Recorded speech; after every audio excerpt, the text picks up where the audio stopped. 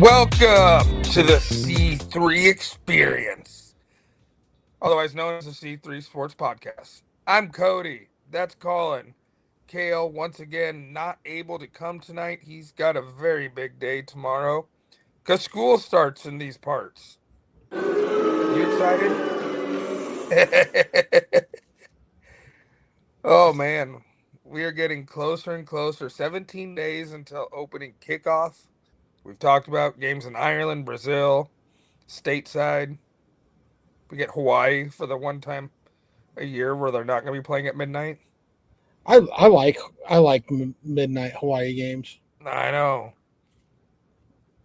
Nothing like waking up, cracking a beer, watching game day, watching football all day, then falling asleep in the recliner watching Hawaii at midnight. Just college football pastime. It's great, isn't it? Yeah. Trying to remember, like they started a freshman quarterback last year. I'm drawing a blank on his name right now, Hawaii. but yeah. Uh, Michael Andalario or whatever. Oh, Alejandro. Michael Alejandro. Alejandro. And I fell in love with him week 1 last year, or week 0, and then never paid attention to him the rest of the season again. Well, the problem is he's like 5'7". Yeah. He's the Hawaiian Diego Pavia. Correct. All right, we are breaking down the Big 12 tonight. The conference with no defense. Two defenses. Yeah, we'll Maybe give them that this year. maybe 3. So there's a lot of coaching changes that have happened in the Big 12 this season. Not as many as the SEC though. That is true. We got 4 new coaches in the Big 12. We got, Oklahoma State adds Eric Morris. Iowa State has added Jimmy Rogers. Yep. Kansas State with Colin Klein. And not a new coach, but Morgan Scalley moves into the head coaching role after many years as an assistant for Utah. Which one do you think they all hit slam dunks here? I think only. Well, I mean, jury's still out on Scally. Like, Yeah. I mean, is he gonna just Utah or is he gonna try to go off on his own tangent? I mean, I don't think Iowa State hit a home run. Yeah. He's not going to last more. I would give him 3 years. Yeah. But I could be wrong. Yeah. He did win a national title at South Dakota State. Oklahoma State is a whole different ball game. Oklahoma State, you got to feel good about what they did because he not only came in, he brought half their team with him. Now that's transitioning from group of 5 to Big 12 football. You got to kind of like what K-State did because Avery Johnson's best year was with Colin Klein as his OC. So he maybe had his worst year last year while Colin Klein was not there. And so they bring him back into the fold, and he's now taken over the program. And Avery Johnson's got to be happy. Yeah, I think you got to feel good if you're a K-State fan. You want to know what really makes you feel good as a K-State fan? Is their football schedule. Yeah. When you don't have BYU, you don't have Utah, and you don't have Texas Tech, that makes you feel pretty good. Right. So should we just dive on into the Big 12 schedules? Yeah, let's start breaking down the Big 12. All right. I think we both went with Texas Tech to kind of run away with it. I don't know if run away is the right word. And here's the thing with Texas Tech, like, what are they getting out of Will Hammond? Yep, I think the whole season goes as Will Hammond goes. You know, that's my my biggest question or concern going Yeah. into the year is in the Big 12 is what does Texas Tech look like offensively? Right. Defensively, they're going to be okay. Yeah. You don't have to worry about their defense. Their defense is going to be good. Yeah. And I mean, and I honestly, we'll just jump right into Texas Tech right away Yeah. and break them down. I honestly, I don't think this is going to be a Texas Tech team that you're used to associating Texas Tech with. Right. I think they might be a run the ball um, with Cameron Dickey. They might be a run first offense, play defense, don't put your defense in a bad spot on the field, and try to win games 21-13, Yeah. 28-10, 28-17. You know, like I don't Texas Tech, I don't think they're going to be a scoring explosion. Right. They might be the first couple weeks against Abilene Christian and Oregon State. I mean, I think your first kind of eye test um, or kind of tally mark game that you circle for Texas Tech to see what they're really like is week 3 when they host Houston. On a Friday night. Right. I think that very well could be the earmark factor Yep. is week 3. Because we both like Houston. Well, we both like Willie Fritz. Would I that like be a better way Mackay of putting I, it? I like Mackay Hughes. Yep. Getting back with Willie Fritz after taking a year off to go to Oregon. Right. Then they signed the number one overall player in the country in last year's recruiting class. Correct. So he was quarterback. I'm trying to blank on his name, but definitely be pushing Connor Weigman. Could this be the second time in Connor Weedman's career that he's been ousted by a freshman quarterback? Yeah. It's insane too because it's not like Weigman's bad, you know. Kayshawn Henderson, by the way, it's that kid. Yes. Um, might be Keyshawn. I'm bad at spelling. I mean, because you have to know playing like him playing is going to happen. Right. Like Oh yeah. they're going to figure out. I mean, even if it's not with the new 5-for-5 rule, like Yep. when you got a freshman like that, you're going to figure out how to get him on the field and get him his 5 years Yep. of use. Yeah. I think that's huge with the way the transfer portal is these days and NIL and everything. You have to play him. Yeah, There's yeah. If not, that dude's going to be in the transfer portal and Texas's quarterback next year. exactly. Like, But yeah, it's he's gonna play. But I mean, Connor Weigman goes to Texas A&M, does all right.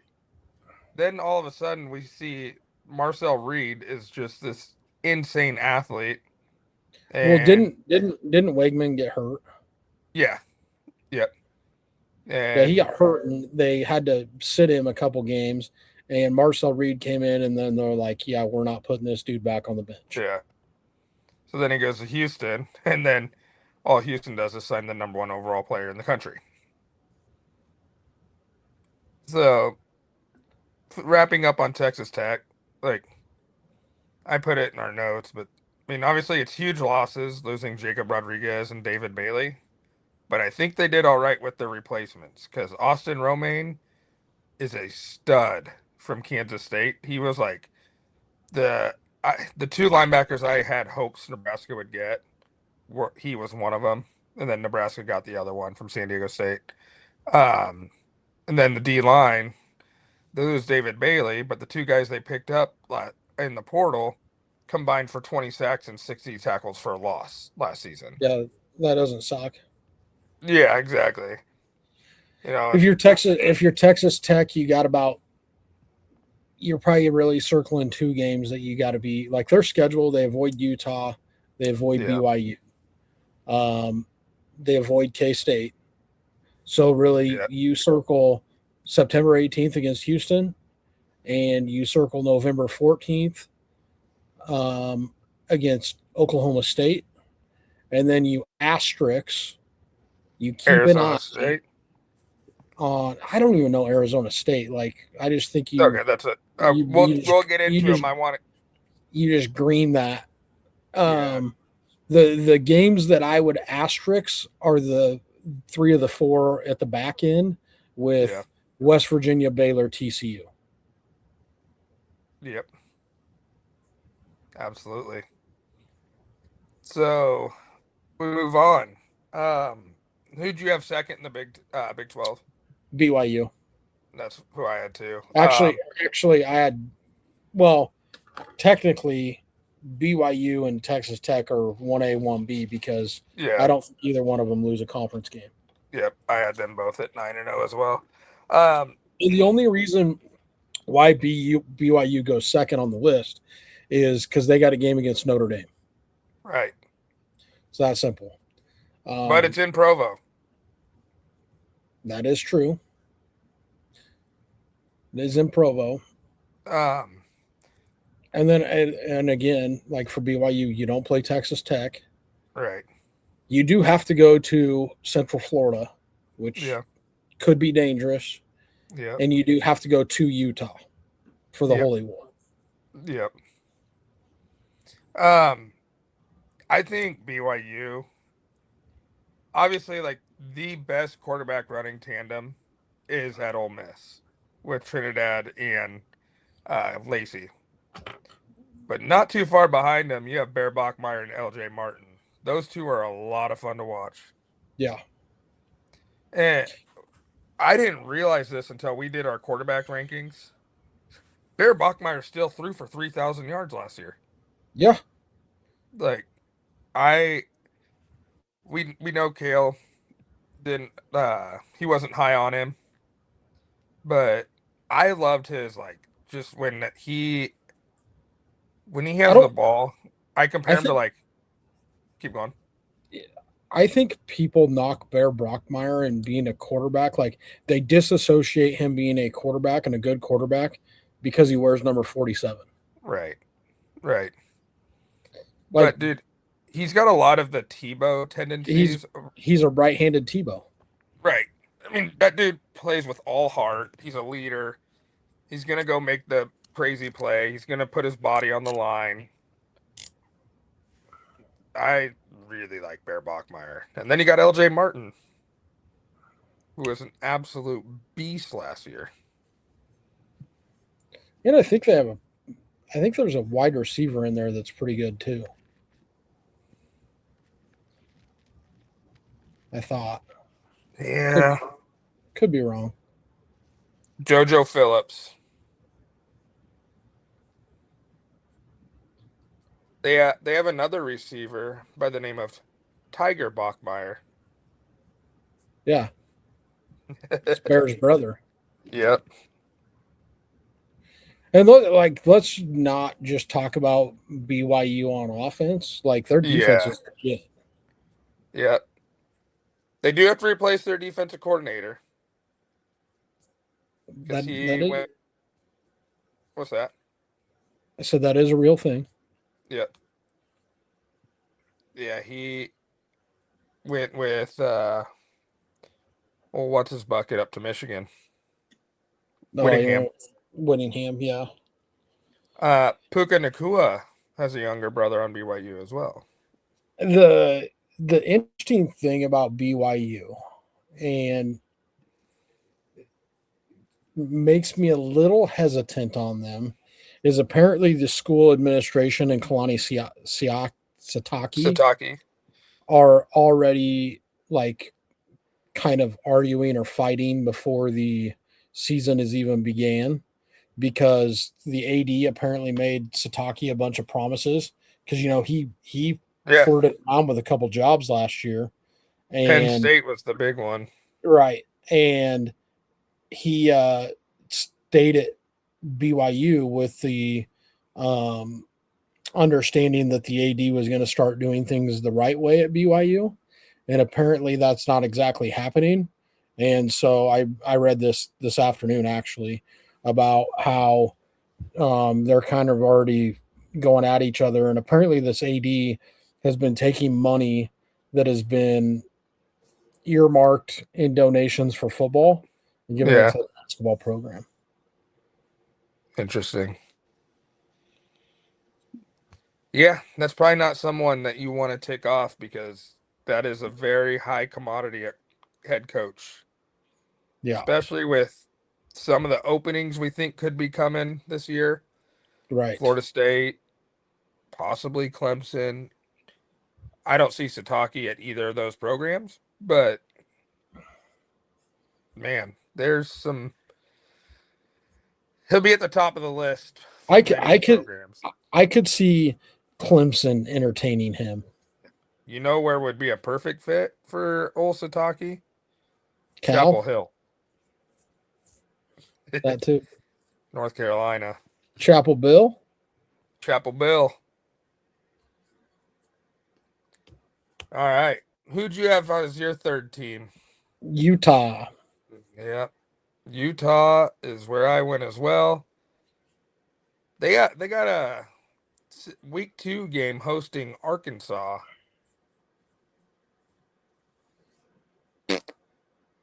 Yeah, if there's one thing Ryan Silverfield does, it's run the ball. Well, what's Utah best known for? Shutting down the run. Stopping the run. Right. And Arkansas's already complaining about having to go to Utah. Well, and yeah, because they're mad because they have to play at 9:15 at night and then turn around and play an 11 a.m. game the Yeah. next Saturday. Yeah. Wamp wamp. Like, get over it. Right. You fly a freaking private jet. You're gonna be freaking back in Arkansas at 5 in the morning on Sunday. You Yeah. don't. Yeah, I mean, you're. What are you gonna do on Sunday? Stretch them? Good. Your freaking college kids can get home, Yeah. go to bed. They can sleep till 2 or 3, and then Yeah. like get over it. Yeah. Welcome to life in the Big Ten. Yeah, Utah. The good thing for Utah is they do have that game against Arkansas, Yeah. but then all the tough Big 12 games on their schedule are all at the back half. Yeah. So Morgan Scalley's got a chance to maybe skate through a couple games, get right with things, but then you better buckle up because October 24th you get Houston, and then you get Cincinnati, who I think is going to be down this year. But Yeah. then after that, you finish with BYU, Arizona, TCU, West Virginia. Yeah. I can't wait to talk about these guys. Yeah, the Utah they another team, we talked about it already. They don't face Texas Tech. So it's going to be as of right now, Houston and BYU are their big circled games. And then like you just mentioned, you asterisk the games against West Virginia, TCU, Arizona. TCU, and Arizona, which Arizona's got a really good quarterback. Yeah, and I mean, I guess here's what Utah has that nobody else does is they have Devin Dampier. Right. Right. Who did they hire as OC since Jason Beck left? Couldn't tell you.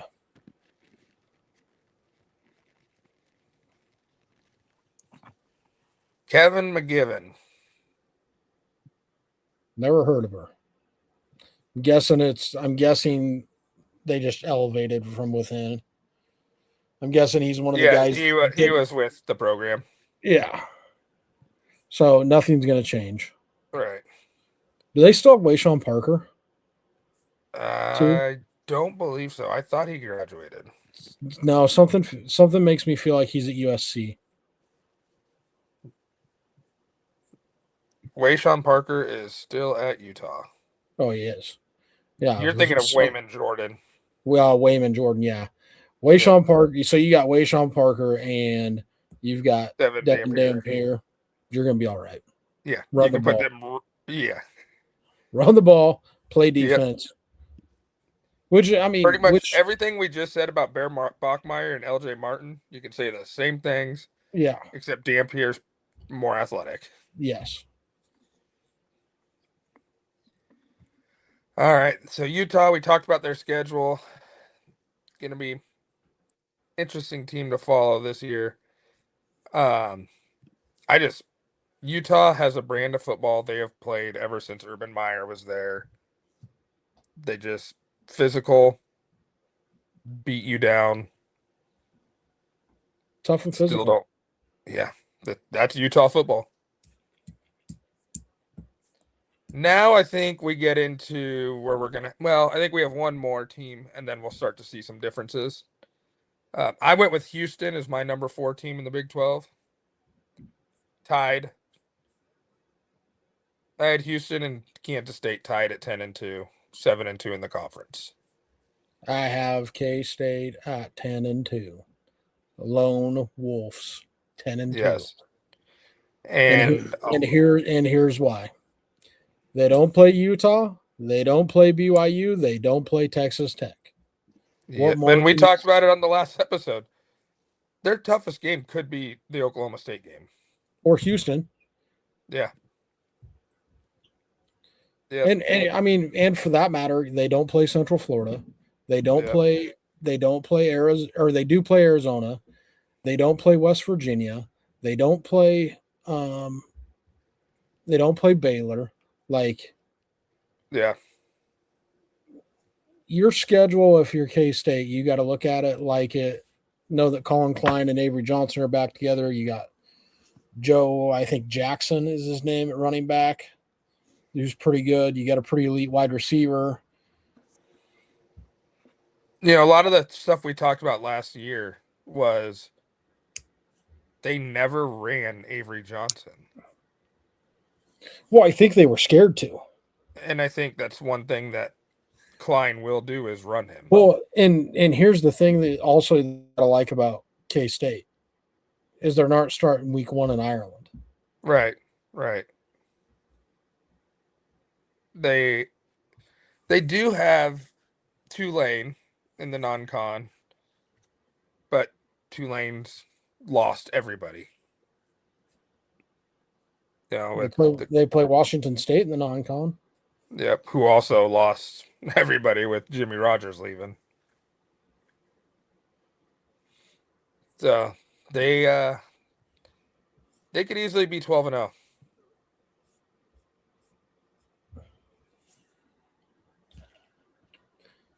Very easily. Then my other one I had at 10-2 was Houston. Um, we talked a lot about him earlier. I really like Fritz, I like Wiegman, I like Makai Hughes. Problem with Houston is week 3 they got Texas Tech. They go to Kansas State week 6. They go to Utah week 8. They got go to West Virginia week 12 and host Baylor to close out the season. Also have Oklahoma State week 7. So here's the problem that I see with Houston. At Texas Tech, at Yep. Kent State, at Yep. Utah, at West Virginia. Right.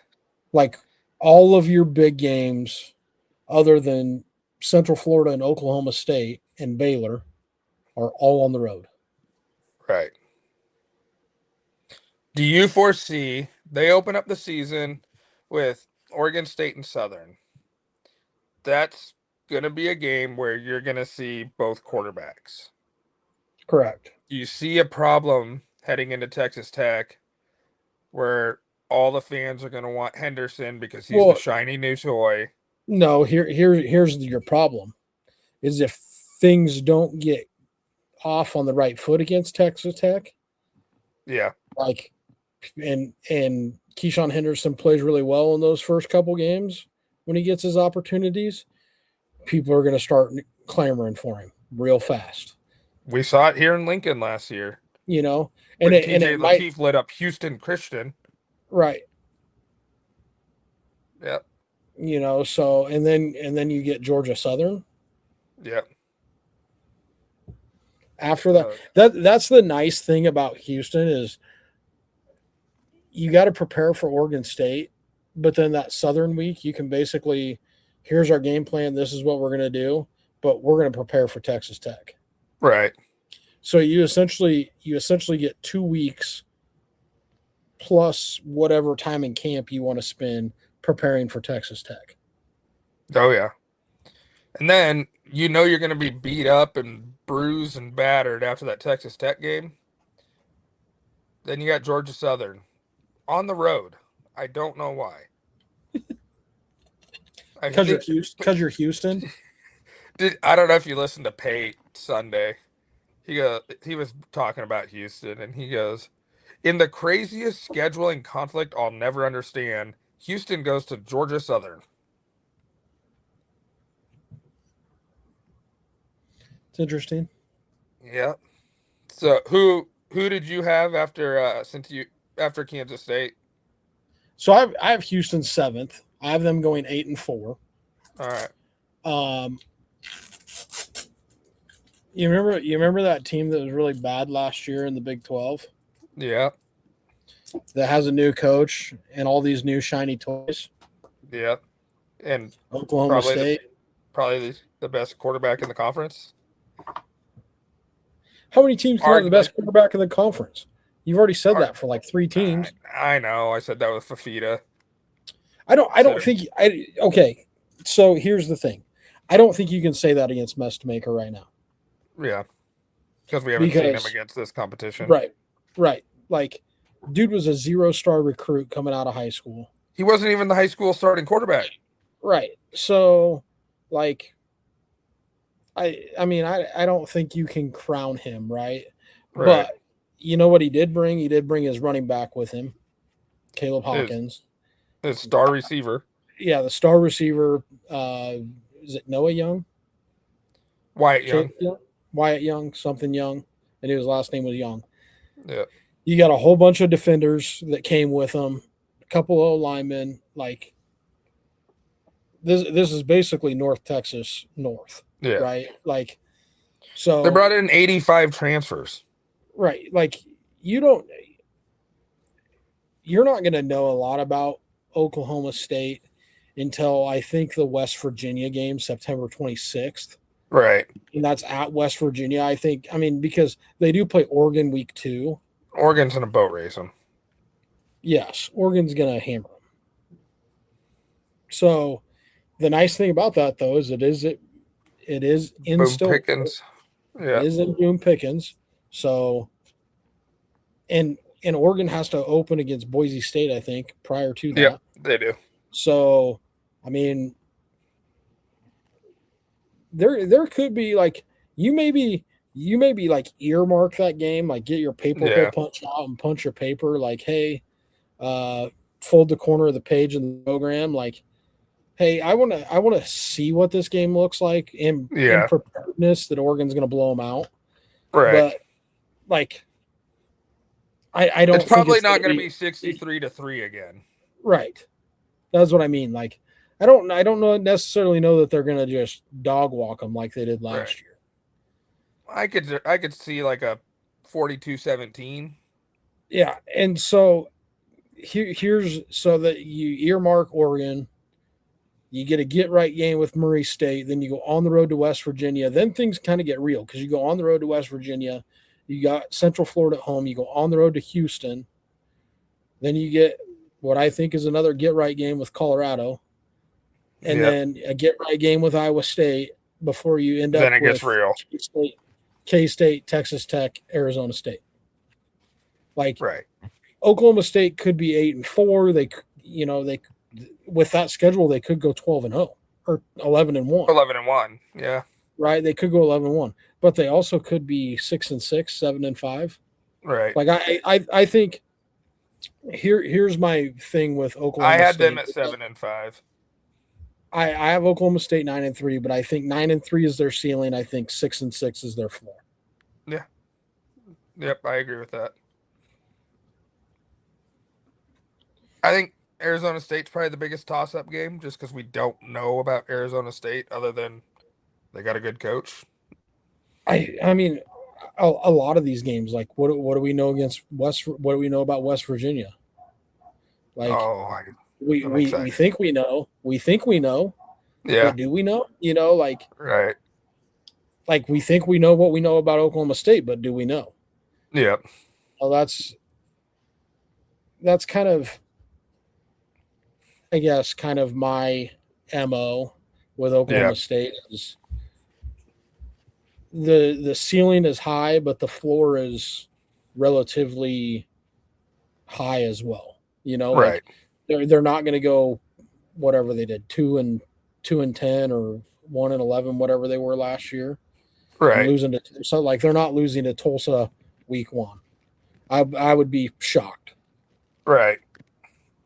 But they've done that the last couple of years. Because was it what 2 or 3 years ago they lost to Arkansas State in the non-con? Yeah, I think I actually think Oklahoma State did it right. Like, because if you fire Mike Gundy when they should have fired him, then you Yeah. don't end up with Eric Morris and this Mestamaker kid at quarterback. And Right. I'm interested to see Oklahoma State. You know, maybe they can strum up some of the lightning in a bottle that the wrestling program's got Yeah. going on right now.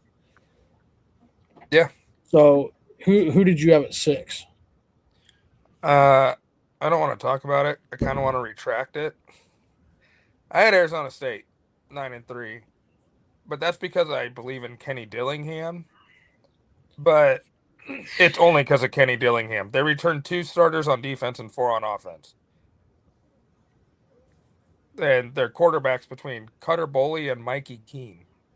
So you have Arizona State going what? 9-3. Did you see what I had them going? No, I didn't. I have Arizona State going 4-8. Very much. I'm leaning much more towards that. I went way too high on Kenny D. Yeah. I There's a lot So I want to change with that. so there's just this middle group here in the Big 12 that Right. I don't want to single out like one team here, Yeah. because I think there's a group of I think there's the top, I'm going to say the top 4 teams in Yep. Texas Tech, BYU, Utah, Kansas State. I'd put Houston. I'd say 5. I don't, because I don't trust what Houston's got around Wayman. Like, they've got 2 good, really good wide receivers. They got Mekhi Hughes, but Yeah. I don't like Houston. Like, they always just seem to be that team that's around like 8-4, right? Right. Well, 8-4 isn't going to get it done, right? Right. So they go and I wanted to do this, talk about this before we got started, but we didn't really have time. Yeah. Of like I think there's a tier here. So Yeah. I think there's your top 4 tier, and I would say Texas Tech, BYU, Utah, K State are in that top tier. And Kansas State's only there because of their schedule. Right, because of their Right. schedule, and Colin Klein and Avery Johnson back Yeah. together. And they Yeah. were really good the last time those 2 were together. So I think you can put them in that conversation. Right. This next tier, this B tier, I think is Oklahoma State. Yep. I think it's Houston. I Yep. think it's Baylor. I think it's Arizona. I think it's Arizona State. Yep. And I think Central Florida is in this conversation. What? Okay. Yeah. And here's why I don't like want to like single it out and be like, this is who I have here, Yeah. because Yeah. Yeah. like I my next team is I have Central Florida at 9-3, but Central Florida could be 6-6, just like Right. I said about just like I said about Oklahoma State. They could be 9-3, they could be Right. 6-6. Right. There's a lot of swing games for these teams. Like, I don't think there's one team that you can go, okay, this is why Yeah. they're here. You know, like, we think we know, but we Right. don't know. Like UCF. Let's talk about UCF, because we already hit on Houston. We already hit on Oklahoma State. Yep. UCF is bringing in a new shiny toy at quarterback. I think him and Scott Frost Yeah. Paired are with a Scott Frost. tremendous pairing together. Yep. What's that kid's name? Alonzo Barnett. Alonzo Barnett. I think from him and JMU. Scott. I think him and Scott Frost are a tremendous pairing. And here's the other thing of why I have Central Florida in this mix is Scott Frost is in year 2 in Central Florida, and you've seen what they did when they weren't in the Big 12 when he was there the first time, Right. but they recruited those middle tier Florida Central kids. Florida guys that flew. Hmm. They weren't very big, but they could run. Right. So year 2, what's he go do? Goes and recruits a bunch of dudes that can run. The Big 12 doesn't play great defense. So you got a potential dynamic quarterback paired with dudes that can run. Like the ceiling is really high for Central Florida. Right. Here's the other thing with Central Florida that I like. I got to get to their schedule. They go to Houston, they go to Oklahoma State. Not a big deal. They have Baylor at home. They have BYU at home. They have Arizona State at home. Yep. So, and they have TCU at home. TCU's another team that could be in this tier. I personally I think TCU is going to take a step back this year, another Yeah. step back. I don't have very high thoughts on TCU. I do like what they got at quarterback. I think it's a step up. Well, anything's a step up from Hoover, but that's to be determined. Jaden Because Craig. Kale thinks that Hoover's winning the Heisman, so I wish he was here so I could talk about that. But so that's my thoughts on Central Florida. Arizona, you got Noah Fafita at quarterback, but what else do you have? Right. In Arizona, when I was doing research on them, and they have 3 receivers that Chris Hunter, Trace Bivey, Giovanni Richardson. None of them have been a starter. Right. Like, one of them's a freshman, and they have like 0 to little experience. The next team on this list after Arizona, and Arizona's schedule, if I remember right. They go to BYU week 2 Yeah, so they go to BYU, they go to West Virginia, they go to Texas Tech, they play TCU, Utah at home. at home, they go to K State, and then they end with Arizona State. Like you're 7-5 at best Yeah. in that scenario with that schedule with what they've got. Right. So, I mean, I just don't foresee Fafita being able to carry Arizona higher than 7-5. Right. The same thing can be said for Baylor. Like Baylor, you go to Central Florida, you got TCU at home, you go to Arizona State, you got BYU on the road, you're on the road at Houston, you got Texas Tech, but you do have DJ Lagway at quarterback. And you have a coach coaching for his job. Now, do you get the DJ Lagway that is really good? Or do Right. you get the DJ Lagway that you're going in the text message with you and me and Kale going, oh my God, did you guys just see that throw that DJ Lagway made and he's throwing 5 interceptions in the first Was half that against was LSU? that LSU? Yeah. Yeah. Yeah. That Like, was like every they're pass. DJ like, Lagway picked off again. yeah, it's like DJ Lagway could be really good, but boy, when he's bad, he's bad. Right. So again, No. I think your ceiling with Lagway is 7-5. Right. There is one team I had very high up that you could probably fit in your middle tier. I had West Virginia at 8-4. I have West Virginia in my middle tier. I have Okay. them seven. I have them 7-5, and I was just Okay. getting ready to talk about them. All right. Let's do it. Because I know we're both we like what West Virginia has a lot. So there's two things, and here's what's crazy is this is a very common theme in the Big 12 right now. You got a running quarterback in Michael Hawkins. You got a very, very, very, very good transfer running back in Cam Cook. The nation's leader in rushing yards last year. Yes. How he ends up at West Virginia is beyond my belief. I don't know why he ended up at West Virginia, how he ended up there, but West Virginia and their schedule is manageable. Right. And that's what I liked.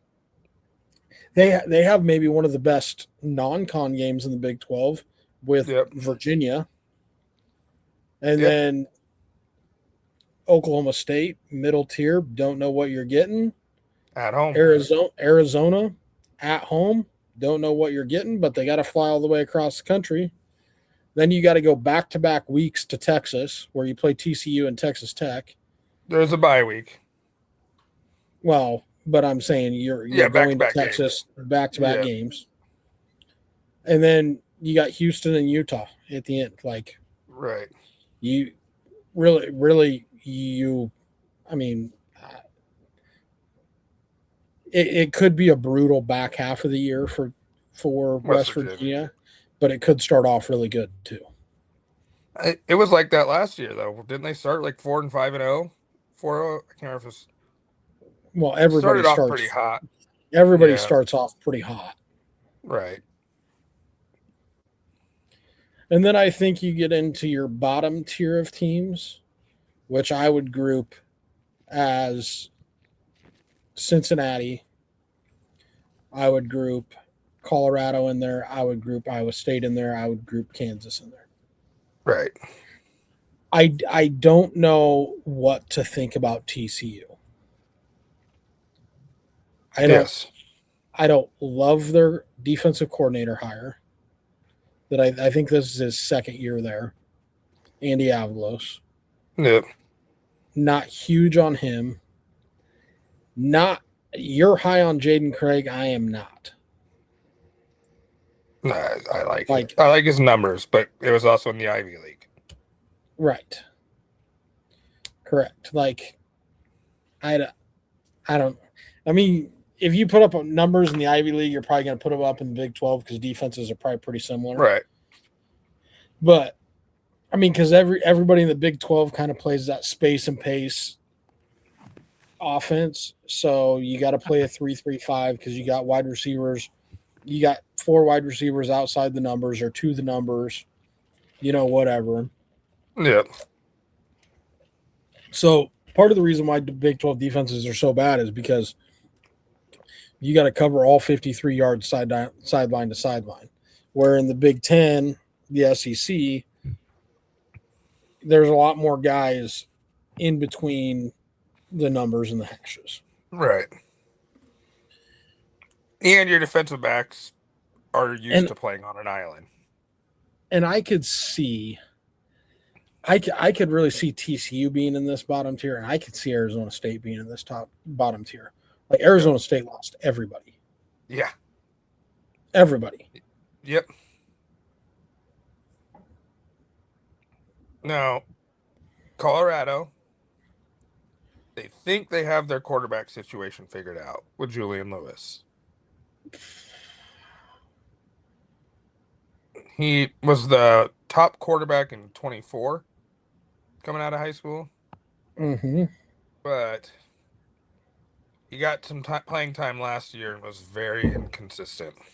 Well, here's the problem with Colorado is they've never got their offensive line figured out. Right.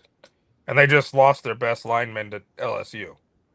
Right. Like Colorado's offensive line is a shit show, to say the least. Right. So I just Colorado's probably going to make me eat crow, and they're probably going to be good, and I'm not going to like it. I think Colorado's ceiling is 4-8 though. Yeah. I think their floor is 2-10, and I think they're going to hit the floor because Colorado is one of those teams where if shit doesn't start going right, they're going to start fighting and bickering. I mean, we've seen it. We've seen it. They play 11 Power 4 games too. Right. Like all you're going to need to know about Colorado is watch that week 1 game at Georgia Tech, Right. and what happens there is going to tell you a lot about what Colorado is going to be like. Yep. You watch Georgia Tech and you watch that Northwestern game, and that's going to tell you what you need to know about Colorado, Yep. because their Big 12 conference schedule is rough. Right. Baylor, Texas Tech, Utah, Oklahoma State, K State, Arizona State, Houston, Cincinnati, Central Florida. You get Right. everybody in that B tier. You avoid Texas Tech, or you avoid BYU, sorry. Yep. And you probably play the best team out of that bottom tier in Cincinnati. Right. Like I don't have very high hopes. I would not be feeling very good if I was a Colorado Buffs fan. I had him at 1-11. Yeah. So you're being generous because you have them losing to Georgia Tech Right. And Northwestern, but and that's for Big Northwestern. Ten. Like I don't foresee them winning a conference game. Right. I had them at 0-9, so their only win against Weber State. Iowa State Um. is going to be rough. Like Right. I don't know how you can replace as many players as they had to replace and be good. Who's that? Iowa State, Yeah. Yeah. they're literally every place 75 guys on their roster. Yeah. Maybe even more than that. They had 55 transfer out, and that doesn't include graduation. Right. And they only brought 46 in. Right. And a lot of their commits that they did have coming went to Penn State. I do like Jalen Rayner. I think he could cause some fits, but it's offense, and you need defense. Here's another team that we haven't talked a ton about. Again, the problem with is Cincinnati. They have 3 very winnable games to start with Yep. Boston College, Western Carolina, and Miami of Ohio. You get K State, you get Yep. Arizona, you get West Virginia, you get Texas Tech, you get Utah, you get Houston. You do have Iowa State and Colorado in conference play, so that helps. Right. That raises the floor to what But I think would be what 5 wins. right. But what is your team at the end of the season when you face those? Right. And then you close the season at BYU. Right. Like I their Big 12 schedule is tough. Yeah. Now, do you want to get into the toughest Big 12 schedule?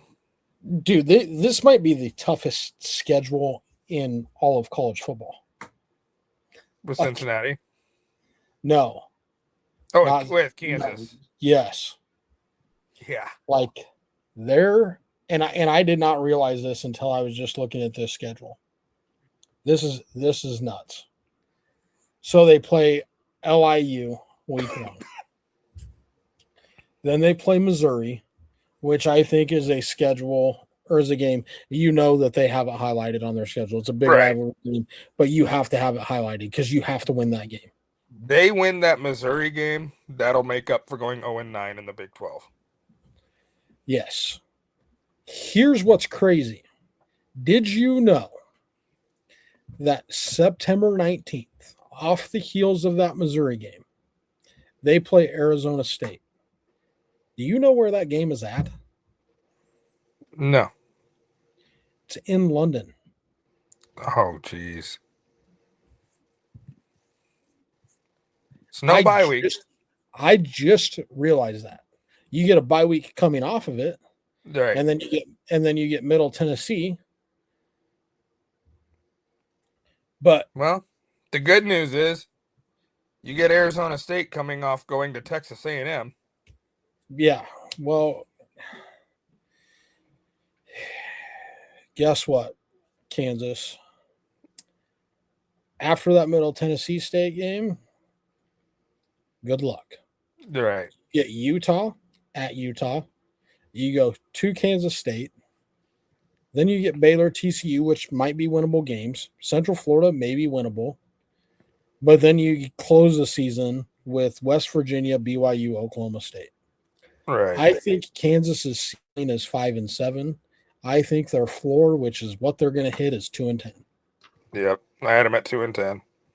And Middle Tennessee every once in a while pops off decent teams. So that even that game. Well, and here's my thing: is you I had that Missouri game earmarked. If I'm a college athletic director and I've seen what's happened with these games in Ireland and these games in wherever, Yep. the loser after that goes on a major downward spiral. Right. Like you almost have Well, to the make last two coaches that have lost in Ireland are no longer coaching their programs. no, No, because Georgia Tech's in the middle of that. yeah, Um, no. but Georgia Tech won. yeah, that's what I'm saying. But Norvell, I don't know what Florida State's doing. Yeah, But what's his name from Kansas State retired last year. right. And then Scott Frost Frost got got fired. fired.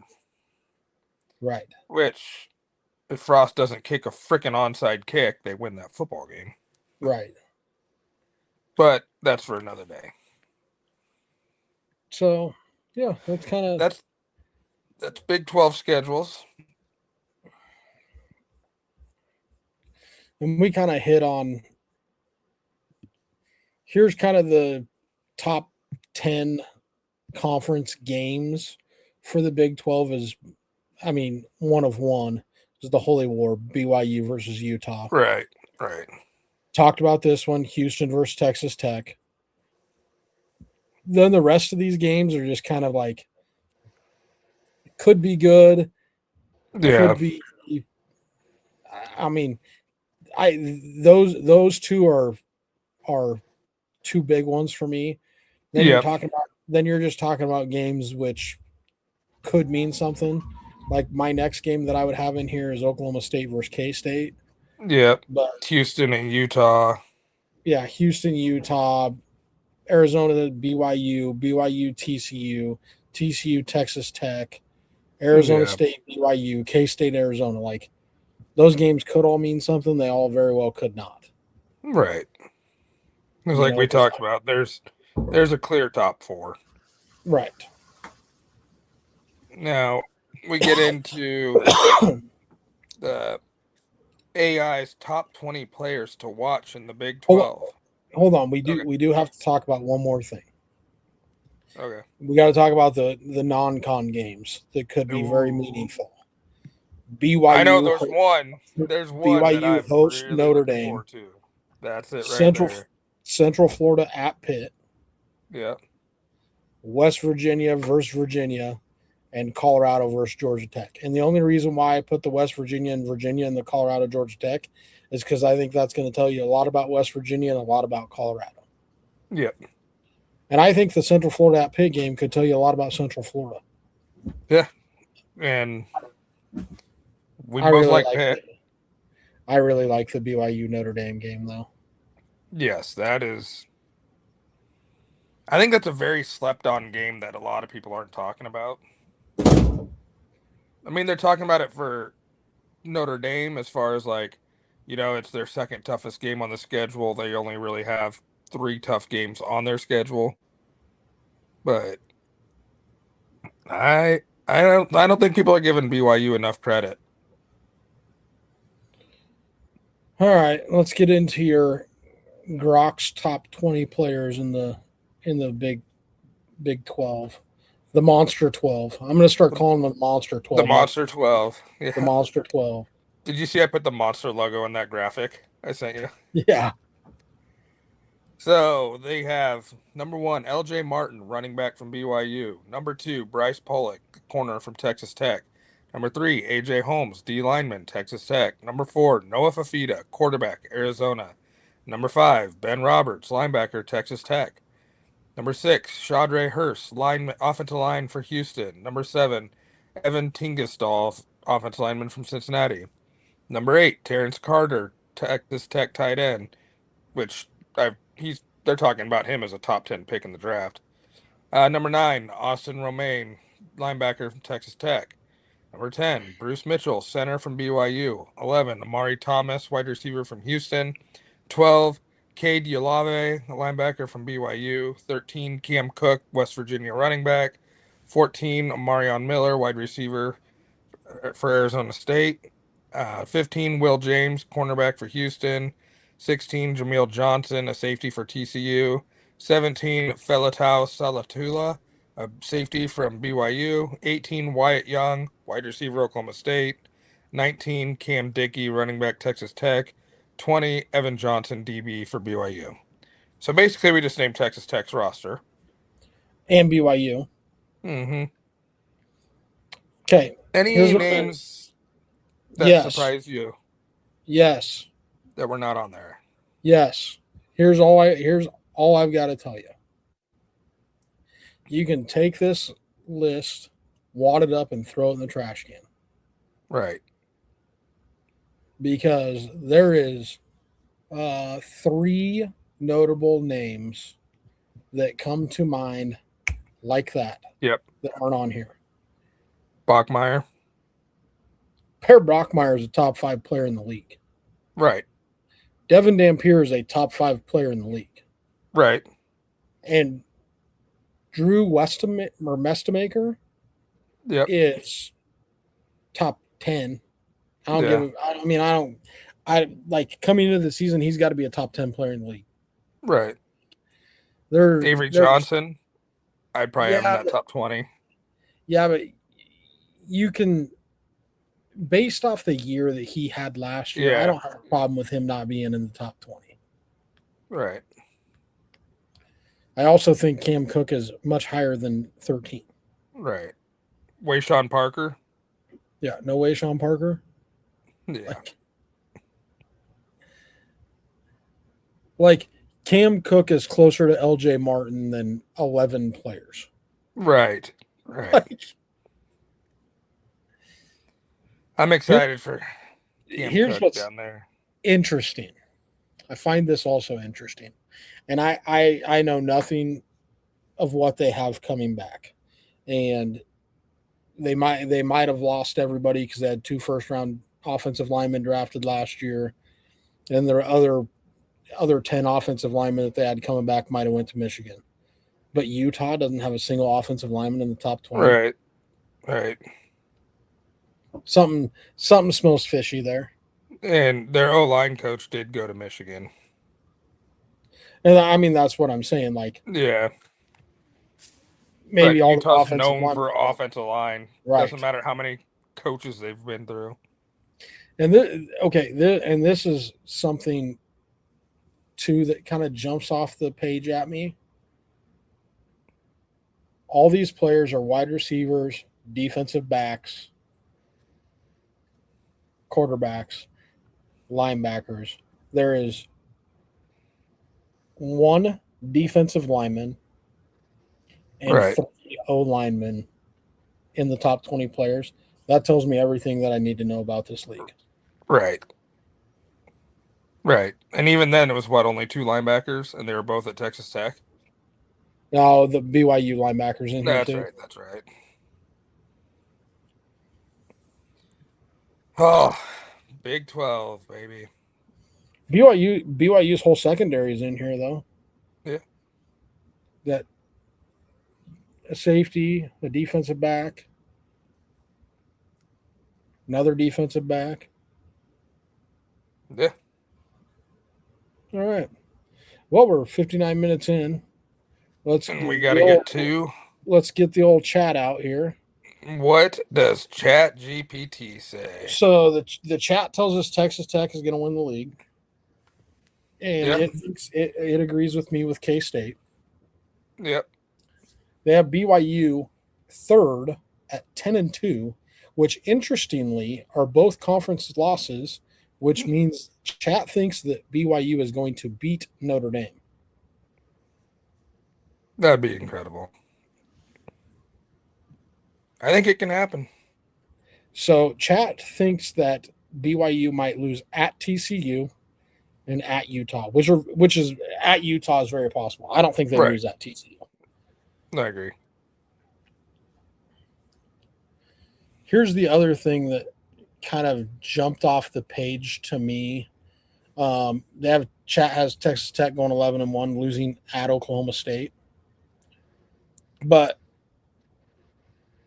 this is the totals that they have Texas Tech's defense giving up: 10, 20, 24, 13, 21, 20, 21, 24, 17, 34, 27, 28. I'm not sure how many total points that is, but I'll take the unders. Right. Absolutely. I did find it interesting. Chat had Texas or Kansas at 6-6. Yes. So they have BYU, Utah fourth, Houston fifth at 9-3. They have Arizona sixth at 9-3. So they think Arizona is going to be decent. Oklahoma State seven at 8-4. And here's the interesting thing about this. Chat has Oklahoma State going 8-4 and beating both Oregon and Texas Tech. Right. I don't think that's going to happen, but who That knows? TCU going 8-4, Arizona State going 7-5, Baylor going 6-6, Kansas going 6-6. Hold on. They have Arizona State at 7-5. Look at their Yes, conference record, 4-5. which means they haven't beating Texas A&M. Yes, 27-24. I'm gonna get into the we're gonna get into the SEC because we're doing the Yeah. SEC on Sunday, right? Right. Right. I'm prepared for this SEC conversation. Yep. They got Kansas beating Missouri. Yeah, Cincinnati 5-7, West Virginia 5-7, Central Florida 4-8, which is possible. Yep. Colorado 4-8, and then Iowa State at 3-9. Big 12 championship game. They have Texas Tech winning 31-24 over Kansas State. They have Iowa State beating Iowa. They have the biggest dark horse in the league is Houston. The biggest surprise in the league is Oklahoma State. Offensive player of the year, LJ Martin. I agree. Most important game in the conference, BYU at Utah. Late in the year, probably for who's playing against Texas Tech.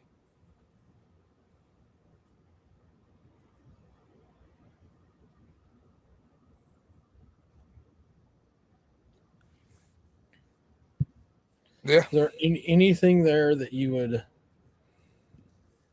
like to touch on with what Mm, chat tells us? I agree with a lot of it. I mean, best quarterback, Noah Fafita. I think that is a coin toss. Not even a coin toss because there's like 4 or 5 guys up there. But I just don't know who Fafita's going to throw the ball to. Okay, let's do a rapid fire here. All right.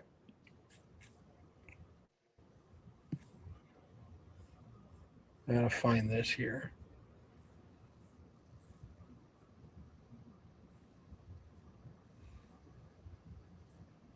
They had BYU 30-27 over Notre Dame.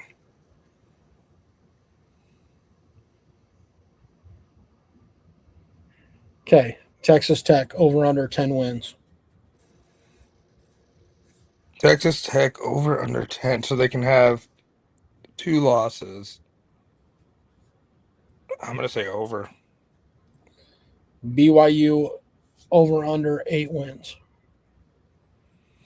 BYU over. Utah over 7.5. Over. Houston over 7.5. Over. Arizona over 7.5. Under. Arizona or K-State 7.5. Over.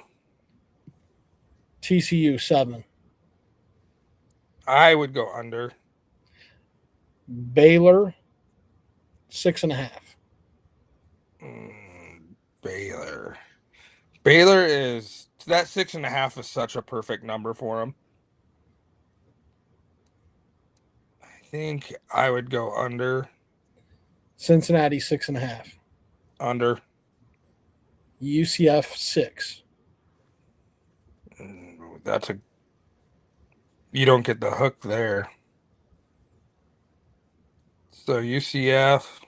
We'll give you the hook. We'll go 6.5. All right. Under. Kansas 6. Under. Under. Colorado 6. Way under. Oklahoma State 6. Over. Arizona State 6. Over. West Virginia 5.5. Over. I feel like I have a lot of overs. Iowa State 5. Under. All right, that's all I got. All right. I think that'll wrap us up for Big 12. Be back on Sunday with our SEC preview. Surely no bias from any of us towards the SEC. None. Zero zilch. All right. You want to play us off? Yep.